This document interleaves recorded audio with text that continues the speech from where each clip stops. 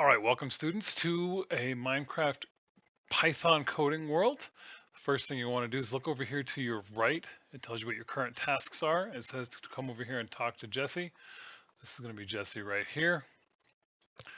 Give it a right click, read through what she has to say. Then it gives us a new desk. Talk to Say and variable researchers.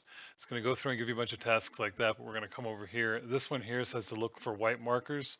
Jesse doesn't have a white marker, but what it's looking at is right there where my crosshair is, that little white diamond. So we're going to come over and talk to this guy. Right click to talk to him. He's going to tell us what we're going to learn about Say. Now down at the very bottom it says press C to code or touch the agent icon. So I'm going to hit C on my keyboard and it gives me some stuff right here. Now the thing to be careful of as you're going through these is make sure you change the coding through here and then scroll down and find the next task and keep going through all the tasks. Also make sure you check out these arrow buttons over here to find even more tasks after that. That's the most important thing. So do all the tasks he has for you and then find the next person you need to talk to and do all the tasks they have for you. Go have fun.